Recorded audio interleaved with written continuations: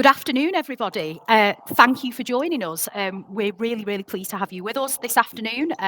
We're going to be running this webinar looking at intensive training and practice, ITAPs, which many of you work in ITT will be incredibly familiar with.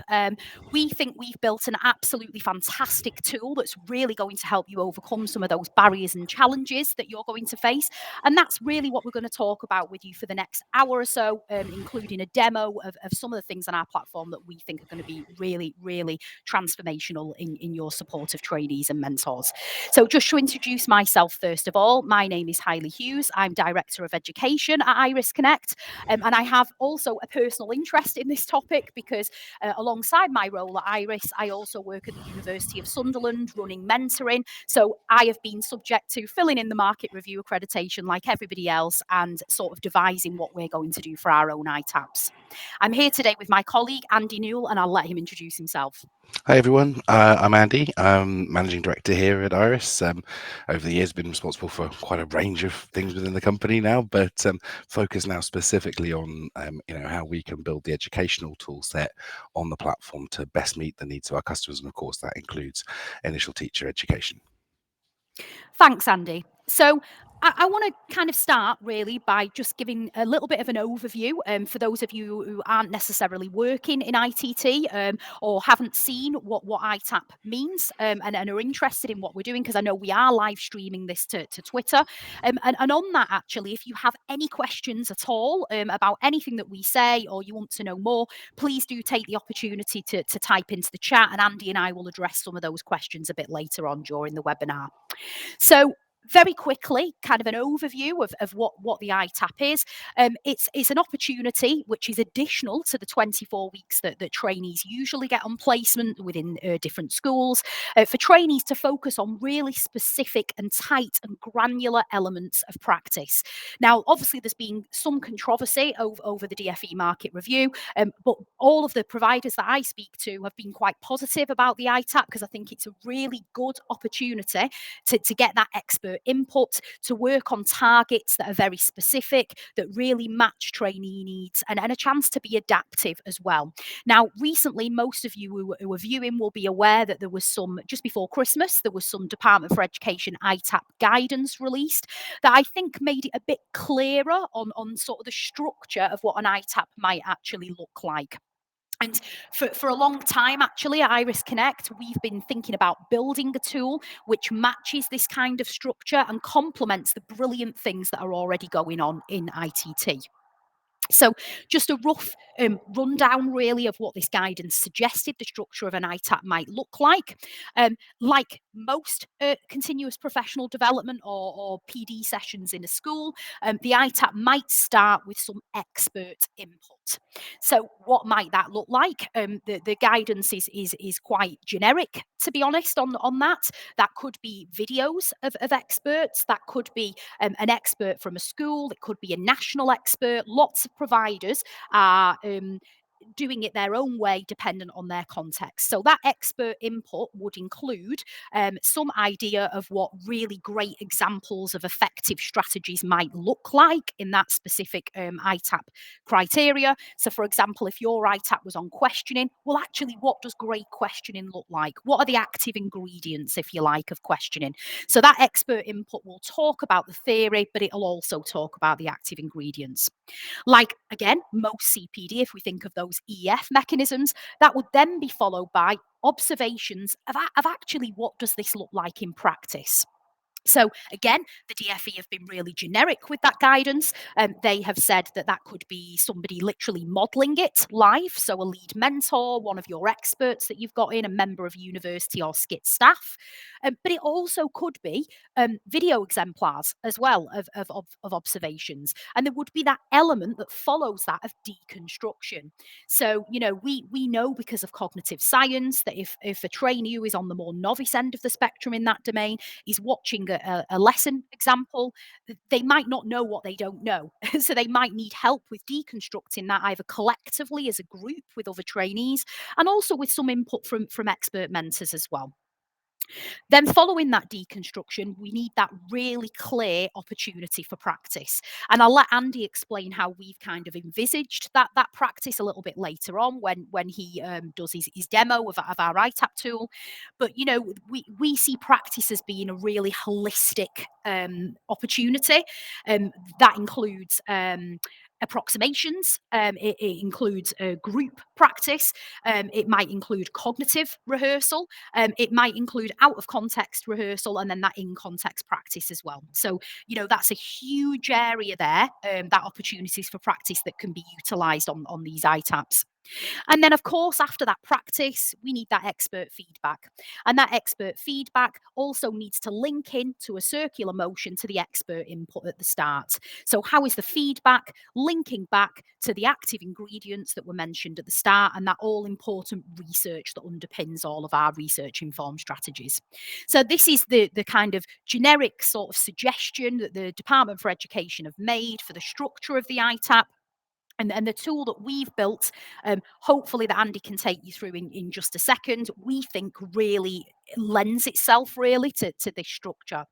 So with Iris Connect, you can, and have always been able to, access and create evidence-based theory. So we have a tool called Groups, which Andy will show you a little bit later on, where you can do that. We already have some pre-made content, but you can also adapt that and be bespoke as well to your context. We have a bank of some models of practice as well that you can use to watch and deconstruct. And again, you can also build your own that are particular to your context. And then we have the opportunity to plan and practice as well. So we do have some scenarios and approximations, but there's also that really effective use of video as a deliberate practice and rehearsal tool as well, which again, Andy will speak to you in a bit more depth later on about. We've got the in context practice, which has always been the core proposition of Iris Connect. So the filming of the lessons, the sharing with a coach or a mentor, and that opportunity to provide really specific granular time link comments as feedback, which is our expert feedback at the end that can link back to the expert input at the start. So I feel like I've spoken for quite a long time and babbled on. I'm going to pass over to Andy now, who's going to share his screen and he's going to give you a demo of what we've designed. Well, thanks, Haili. That's fascinating. And of course, yes, for us, it was really important to sort of recognise that practice is a very sort of small word to encompass quite a lot of things, quite a lot of different activities. And of course, the whole point of it is to be taking people from a decontextualized, simplified environment into a highly complex environment like a classroom, and to provide the right amount of support at each stage of that process. So that's one of the things we've really focused our energy on, relating specifically to the ITAP itself. As you can see, I'm here on my Iris Connect platform, so you may or may not be familiar with this, but this is the space that the online element of the Iris Connect tool. The other part, of course, is the ability to capture video on any mobile device securely.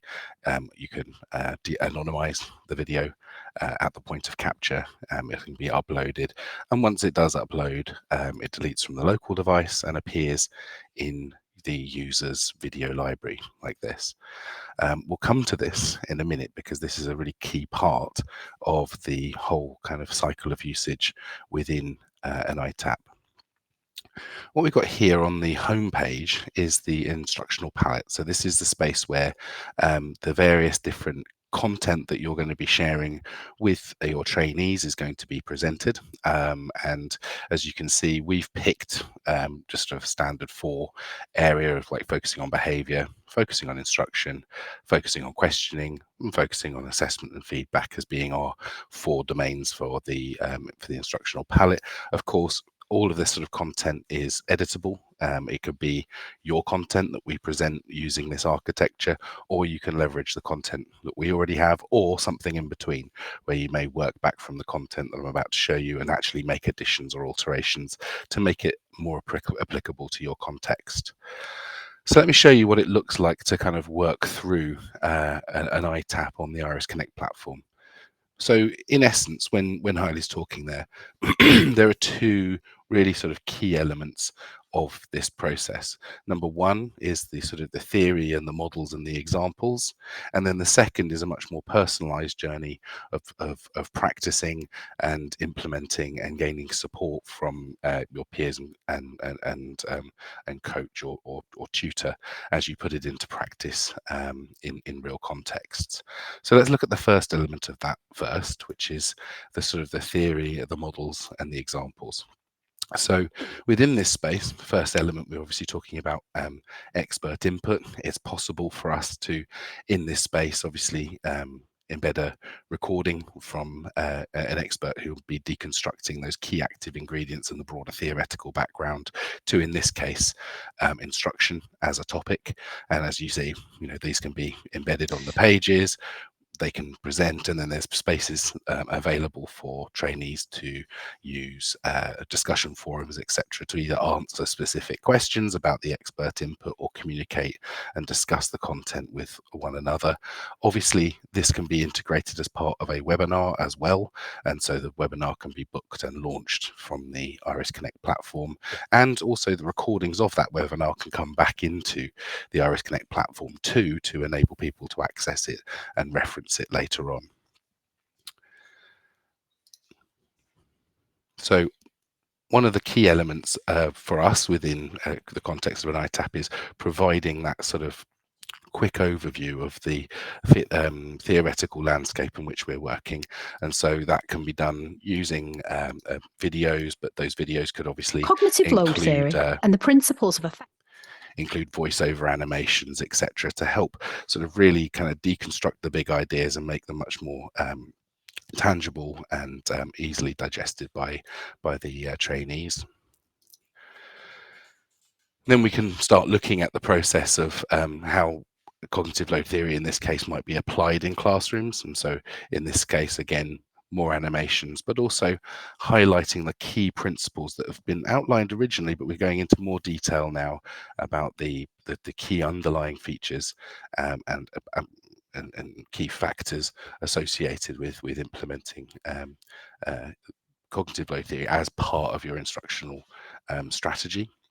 We can also obviously illustrate this with teachers, real authentic teachers, videos from the field talking about what that means for them in their contexts, and got different perspectives on the topic at hand, before pulling this together into a series of sort of key takeaways. So basically what we're doing within this context is obviously applying the same principles in cognitive load theory, where we're chunking the information, we're making sure that we're not overloading people's working memories, etc. So in this case, Haile's providing a little plenary of the information that we've presented previously, and again, opportunities for trainees to download key takeaways, so download posters of the key terms and the key memoirs they need in order to be able to apply this in their own contexts. So that's the sort of the theory element. Then moving on, what we're going to start thinking about now is exemplification and deconstruction. And so that's we're going from the introduction area into the analysis phase. So within the analysis phase, we can do two things. One is sort of this collective deconstruction process. And so what we've got here is a video example from one of our partner schools, in this case, Windsor Academy Trust. And in addition to that, we're going to play the video, show the practice, but Haili has used video notes over here on the right hand side of the screen that are designed to help explicate what is being shown in the video and some of the underlying thinking that the teacher had while they were making the decision making process that they were going through. So in this case, you are Sunny. So forget who you are now, you're Sunny. And you're going to think about what you could see. So I heard how you were using these that snowflakes were falling out of the sky. vocabulary. And you can see here that the teacher has used her understanding of the transient information effect. to ensure that crucial information is not missed or forgotten at the end of the process that was learnt at the beginning, such as those key words the teacher has recorded that students could use in their answer. She's recorded that key vocabulary to avoid cognitive overload for her students later on.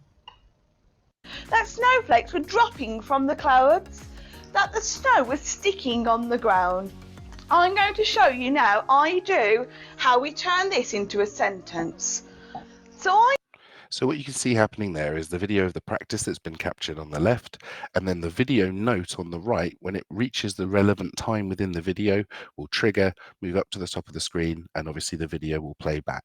And so we feel like this is a really great first step in the process of deconstructing what can be quite an intimidating process of trying to analyze and understand a very complex environment like a classroom. So once that process has been undertaken, there's a second clip. But in this clip, there isn't that expert commentary. What we're now doing is providing some prompt questions. So we're asking, what stands out to you in this video? What are the learners doing? What stands out about that? What's the teacher doing? What stands out about that and why? And so within this context, we're now asking them to start applying what they've learned, to start interpreting and deconstructing this practice on their own. Won't it? The calculation, it will be the sum. Good boy. So again, within this space, one would include a discussion forum to help the trainees to share their ideas, or they might actually be physically present in the same place. And these can just be used as conversation starters to help facilitate the group conversation and dialogue. Another element of this sort of an analysis process is then starting to look at those kind of active ingredients that Haili was talking about. And one of the things that we can do in this context is actually integrate with third parties. And again, I think that's something really important for you to sort of take home from this, that we're not bringing the full solution here. We can work with, for example, the wonderful people over at Walkthroughs in order to provide now the sort of the illustration of some of the active ingredients that they've seen in the collective deconstruction. So in the collective deconstruction, obviously they've seen the teacher using instruction, having broken down the big ideas into small steps in order to sort of not overload the working memory. So in this case, breaking content down into small steps can be presented as a video walkthrough. So in this case, the walkthrough will play. Concepts in small steps. In order to form secure schema, students need to assimilate new learning, connecting it to what they already know. Right? We can't deal with too many new ideas at once. Many operations. Step 1. Identify prerequisite knowledge. Analyze the area of learning in hand and begin to consider how it could be broken down into a series of steps.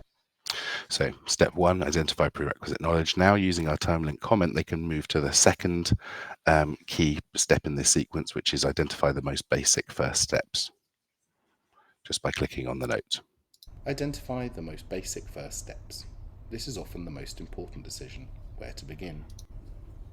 Identify the series of next steps. Recreating the step of the process.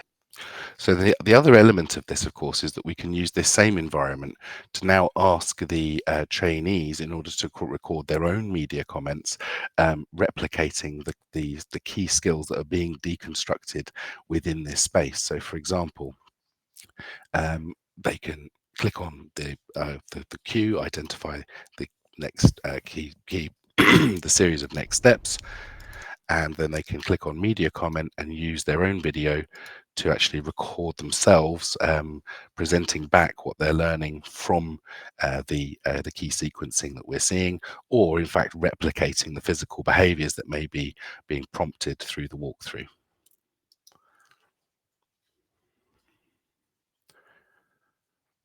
Once that video is uploaded, the trainee could actually share this video with their coach or tutor and actually get feedback on it about how they can make small alterations or adapt their strategy to be more applicable.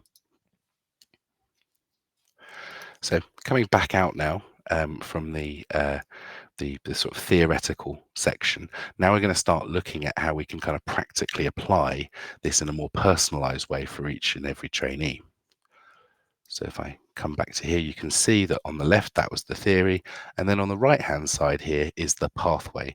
And the pathway can be either a reflective learning activity.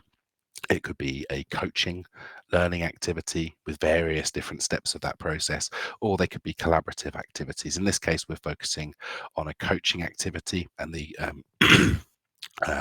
trainee will automatically have been placed within a relationship within a pathway with their appropriate coach or tutor or mentor. So if one were to click on resume here, you can start seeing the kind of things that exist within a pathway within this section of the ITAP. There's this process of preparation, preparing for deliberate practice, layering of role play and instructional rehearsal with the mentor. There's a process of kind of enactment, actually putting that into in practice in classrooms, so instructional coaching, co-planning with the mentor, team teaching, etc. And then there's a process of assessing that, assessing the impact and the extent to which it's been put into practice with fidelity. So the first step to go through on a more individual basis would be scenarios. And again, of course, we could integrate with a third party to be able to bring these scenarios and embed them within the overall workflow, or you can work from the bank of ones that we've developed as well. And in this case, it's very, very simple. We're, again, yes, considering how to apply cognitive load theory into our instructional practices. And here are a range of different contexts in which I might be doing that: Newton's second law, imaginative texts, and climate types. And in these circumstances, what we get is the scenario itself. So an overview of a particular scenario. So the Year 4 English class are looking to compose, edit and present imaginative text with a focus on narratives. The students have been learning about language features such as similes, and the aim of this lesson is for students to practice using similes as part of a piece of imaginative writing. What would the teacher need to do in order to manage the student's cognitive load through this process? And so within this space, they can respond to that question.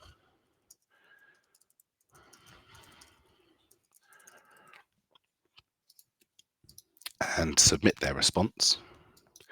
And of course, the system's going to identify that they have in fact made a submission to this question, and it's going to have moved their progress along with regards to their progress through this practical aspect of the ITAP.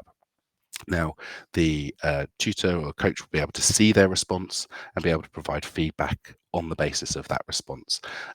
It's also possible in the relatively near future for some elements of AI to start playing a role in these scenarios. So, for example, to adapt the scenarios, or to provide a live language element of the scenario, or in fact to provide some feedback to the trainee based on their response within the scenario. Then we could walk people through the process of actually working with others in order to rehearse, to create a rehearsal or role play where they're going to start physically putting into practice some of the elements that they've learnt through this, and probably focused around a particular scenario that they've already engaged with. And so the intent here is to provide a framework for them to come up with a scenario and to sort of share that back as part of the process and get some feedback on it before implementing it themselves. But of course, at this stage, one might segue into the kind of approximation tools that are provided by third parties, etc. So, or indeed into the planned kind of deliberate practice activities that you have developed internally within the organization. And of course, we could help you translate that kind of activity onto the platform. Absolutely crucial to all of this is the process of being able to record that deliberate practice. So primarily, first and foremost, Iris Connect is a video platform, and just by using the app on their mobile device, the trainees could either record themselves individually, deliberately practicing a discrete strategy or technique, or you could record a group activity, and that activity would be automatically uploaded onto the Iris Connect platform and they would be able to review that video themselves, but then also share that activity with their coach, and their coach could provide them with feedback using these same time link comments.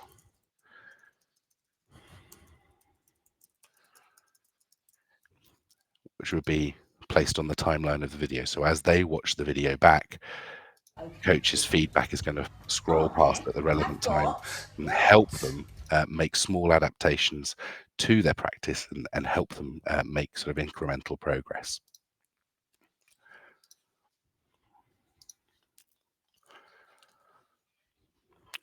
And so the last sort of step of this process, of course, after we've gone through the process of sort of deliberately practicing this strategy out of context, is of course practicing this strategy in context.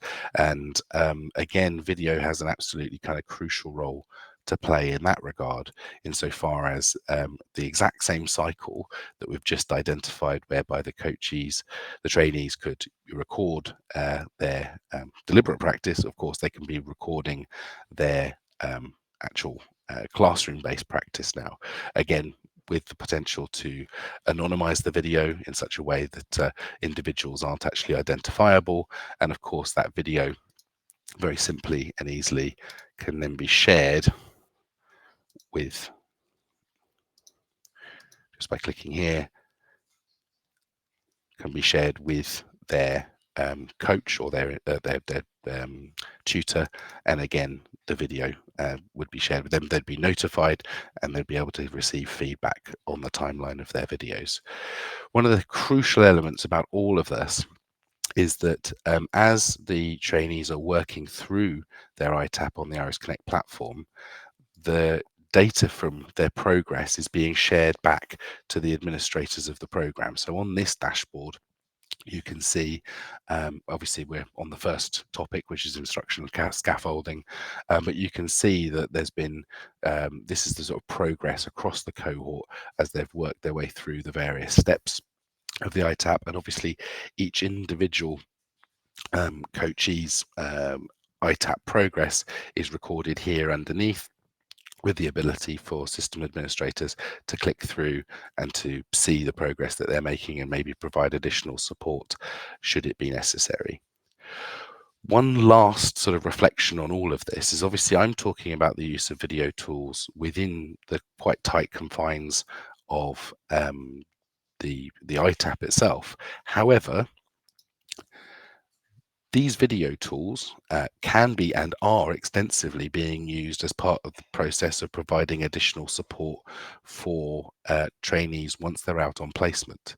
And in fact, that's where it really becomes most powerful in lots of ways, because it gives you that ability for the trainee to record something that maybe hasn't gone as they were hoping, to add a time link comment saying, hey, could you provide me with some support around this particular transition? I don't think I got it exactly as I would want, to share it back to you, and for you to provide some more on-demand support or surge your support for those who need more help. And then, of course, the other element of that is it means that you're not physically spending as much time on the road because the videos are being shared digitally. And even if you only replaced one visit in the year, the impact on carbon footprint of the program would be significantly reduced. The costs of travel, etc., would be significantly reduced as well. And I think probably within that context, it would have gone an awful long way to paying for the use of your Iris Connect licenses as part of the program. So yes, the tools that we've shown you for ITAP in particular are available, and obviously something that we can either customize for your your direct needs, or we can you can just use them directly kind of out of the box. But of course, remember that this sits on top of the primary function here of video to enable you to do more with less over a wider geographical area with your trainees, and really provide them with sort of highly contextualized support when you need to. So yeah, that's that overview. Back to you, Haili. Thanks, Andy. I did so enjoy the catalogue of Haili's hair colours and styles there with all the videos, and anybody would think that I changed my hair a lot. So yeah, it was quite hilarious. But building on Andy's point, really, they're also aside from the ITAP, there is of course the renewed focus on mentor curriculums as well. That's been part and parcel of the market review. And when the market review guidance was first released, we had a very successful ITT webinar. I think that's probably a year and a half ago, Andy, now, something like that, where we spoke extensively about how you could use the tools on our platform as part of your mentor training and curriculum as well. And for those people who missed that, or whose head weren't really in the game of thinking about that element of the market review, I think it's probably worth me just mentioning something about that as well. You know, Andy showed you there the instructional palette that we've got. A lot of the ITT providers who've purchased Iris Connect are going to use that instructional palette as part of their mentor and lead mentor training, and will also be using it for their trainees as well. We also, of course, have the ability to be able to build groups yourself, so people could essentially build their own mentor training using our group function, and be able to track the engagement with that using the admin matrix metrics that Andy put on earlier. And then we have our pathways that Andy showed you a little bit of there. We have pre-made ones that are based along the cognitive science continuum for coaching, that's based on domain expertise and how fluent that is. But of course, like any provider, every provider has its own way of mentoring. I know we certainly do at the University of Sunderland, and you could very easily build your own pathway that means that you would have that consistency, that quality assurance, that support for your mentors, particularly those mentors who are less experienced than others. So, you know, aside from the ITAP tool we've showed you this evening, you may have been already trialing your ITAPs. I know that lots of providers have been doing that over this year, and our tools can actually add light and shade and wealth really to what you're already doing, or you might not have got as far on the road as that and think actually this could be a great solution. But either way, there's lots to use. I think that was the key point really. Is like, just, you know, we know that the last year has been really turbulent, so we wanted to go as far as we could to provide something holistic that's like ready to go out of the box. But sitting underneath that are all of the tools that were built on the platform in order to build that, which allows us to rapidly build things for you. So, you know, if you like elements of what we've done but want to introduce a different interaction at a different time, that's really, really easy to do. So we're basically here to support providers no matter how far down this road you are, and very keen. I'm just going to come back very briefly to that idea of, you know, the mentor curriculum and supporting mentors as well. Of course, one of the key things is, you know, if the mentors are equipped with the video technology, they can go in and record their observations and share them such that they're actually now part of a network involving both the provider, the mentor, and the trainee, and we can actually start building a kind of shared dialogue around progress based around those videos, which I think is firstly a much more powerful experience for the trainee, but secondly a development opportunity, so you've got the opportunity there to support and provide frameworks for the mentors as well. Yeah, absolutely, and really great spaces to be able to do that with multiple people, because, you know, we now have these tiered roles of lead mentors as well that are going to make ITT providers' jobs a lot more challenging, because we're sharing this with even more stakeholders than we always have, even across sort of really big partnerships as well. So having that ability to create that shared space of collaboration, of learning, of progress and dialogue is gold dust, really. That's fab. I noticed we haven't had any questions in the audience from the audience pane on the system here, so I don't think we've got anything in particular to respond to there. Obviously, if you do have any questions, please do pop one in there, and we've got a little bit of time where we could be able to respond to those. Yeah, absolutely. Or alternatively, at the end, we'll put our contact details up, and please feel free to email either Andy or I, or contact us on Twitter as well. We're both quite active on there, so you can get hold of us. So I think maybe we've said a lot, we've shown you a lot, and if you are interested in hearing more, I think the next step would be to contact us, and we can get in a one-to-one demo with you and have that proper conversation about your bespoke needs and how we can help you overcome those challenges. But it's worth just kind of summarising, how this ITAP tool will help you develop that sequence of learning. So, the DfE have signposted that ITAPs really need to start with that expert input. Well, what's our solution? Well, we've already got pre-existing videos of experts, and some really high quality theory content. Andy showed you just a tiny snippet of that in that demo that we already have built on our platform.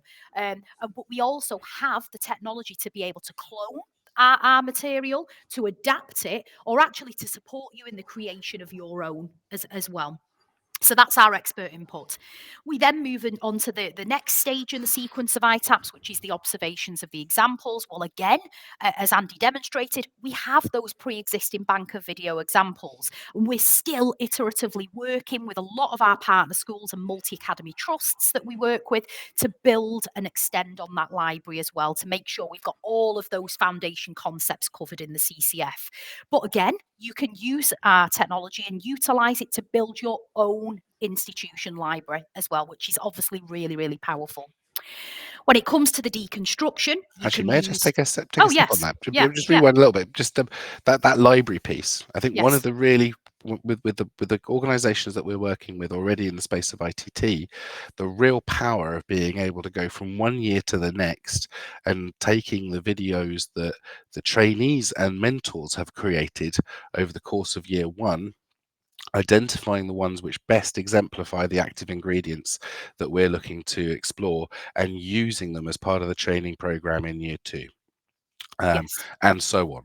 Imagine doing that for 3 or 4 years, how rich those libraries are going to be, and how authentic they're going to be as well. Because I think it's all very well having a canned video, but having something where that that's a trainee who went through this program just 2 years ago in the school that you're in, or a school that looks an awful lot like the one you're in. I think that's a very powerful thing. And the teachers that sound like you and understand your context as well, because my context at the University of Sunderland might be very different from the context, 40 miles down the road. So I think that's a really good point. So we've got that library, you can build your own, but then actually, as Andy demonstrated, that deconstruction tool as well, it can be quite hard for people and quite cognitively demanding actually to be able to deconstruct videos in a really high quality way, or deconstruct exemplars. So we've got our time link comments, we've got the video comments that Andy demoed to you. I mean, actually, I was going to add, but I didn't want to interrupt you earlier, Andy. Those videos are great for that deconstruction piece, but actually really great for modelling. So, as a mentor, if I'm watching something, I could do a time link comment and say, I really like the way you did this. However, have you thought about doing it this way? I'm going to model to you now how I would do it. And I could film myself modelling and then say, right, okay, over to you. Now you practice, film yourself practicing in the next comment, and I can give you feedback. So you've got that iterative, deliberate practice. You could also put as a upload from a video comment. You don't just have to do your screen. You can upload a video comment from YouTube. You can upload one from an existing bank of practice. So you can have those models on there as well that are external. So many uses for deconstruction of that. But you can also, as Andy demonstrated as well, use our collective deconstruction tools to hold mini film clubs as well, as part of your ITAP or as part of your training or mentor training as well. And we've got those question stems where we use the Rolf Freshwater and Jasper what, so what, how, now what to do those. And then we've got our opportunities for practice. We've got that multi-layer model that we've developed that's based on cognitive science. So we've got the approximations or the scenarios. And again, as Andy mentioned, many of you may be using a different piece of software for approximations, and we can make sure we can try and integrate that into our tool. You can then follow that by out of context rehearsal to film and share with mentors or coaches, and then that practice in context that we absolutely need for adaptive expertise. Film it, share it for feedback, and then you get that feedback, which is the expert feedback that links to the expert input. And that can be done via time link comments or video comments as well. And last thing, of course, track the progress of individuals through each step of this journey so that you've got a dashboard and you can identify, actually we need to these people are going great, we need to support those a little bit more, for example. So yeah, those analytics kind of in real time are so much better than the kind of rear view mirror stuff where you kind of look at old data. This is real live data that's happening right now and allows you to adapt in real time. Yeah, and intervene straight away as well. And as somebody who's responsible, who's the Uber mentor, if you like, for 1,200 mentors, that dashboard is just absolutely invaluable to keep a track of that. So, I mean, I haven't got anything more to add, Andy. I don't know whether you have. But other than to say, really, thank you so much for joining us. If you're watching this after the event, sorry you couldn't join us live, but hopefully it's been useful. And if you do want more information, please do contact us. The email address there will get you through to my colleague Emma, who will then go on to book a demo for you with Andy and I, or both of us, dependent on our availability. But you can also contact Andy and I directly, of course, if you've got questions about this evening and this webinar, or actually if you just want to kind of geek out about pedagogy, we're always up for that as well. So my email address is Haili, Haili, at irisconnect.com, as you can see there, and Andy's is Andy. As well, so you can contact us on that, and there is a telephone number, and we're both on Twitter. My URL is at Hughes Haili. Andy, what's yours? Mine is at Iris Founder with an underscore between the two. Yeah, I was going to say I thought that was yours, but I didn't want to give the wrong one. So thank you once again for joining us, and I really hope you enjoy the rest of your Wednesday evening. Thank you, Mark. Yes, thanks, and I hope everyone enjoyed the session. And just a sort of big shout out to the ITT world right now, because we know it's been a challenging couple of years, and we're here for you. Take care. Bye bye. Thank you.